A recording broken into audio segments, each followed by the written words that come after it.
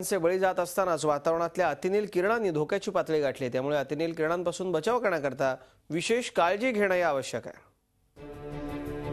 वाढत्या तापमानाबरोबरच वातावरणातील ओझोनचा थर विरळ होण्याचा दुष्परिणाम म्हणजे अतिनील किरणांचा संसर्ग। हे अतिनील किरण आरोग्यासाठी घातक असतात, म्हणूनच त्यांची वातावरणातली तीव्रता वाढणं चिंताजनक आहे।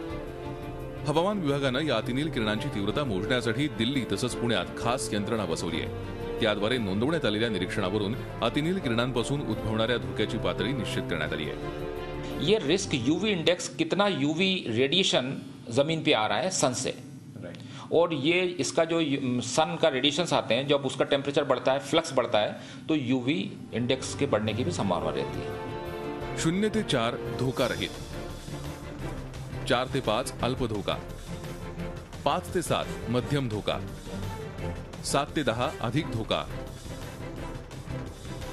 10 पेक्षा जास्त अति धोका।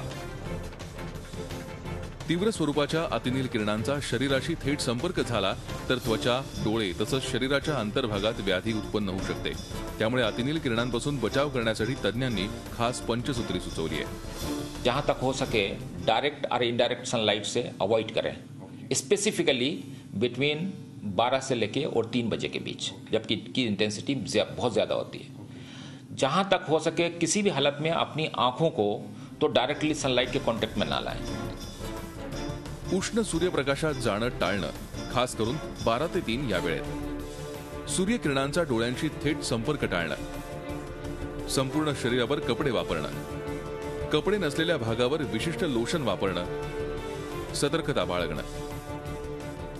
गेल्या काही दिवसात दिल्लीतील अतिनील किरणांची तीव्रता 8.6 तर पुण्याची तीव्रता 9.1 इतकी नोंदवण्यात आली आहे। देशातील इतर अनेक ठिकाणी ही तीव्रता धोक्याच्या पातळीवर पोहोचली असण्याची शक्यता आहे। विशेष म्हणजे वातावरणातील तापमान कमी असलं तरी अतिनील किरणांची तीव्रता अधिक असण्याची शक्यता आहे। अशा परिस्थितीत प्रत्येकानं स्वतःच्या प्रकृतीची काळजी घेणं आवश्यक आहे। Arun Mehtre, Zee media, Pune. Zee 24 तास रहा एक पाऊल पुढे।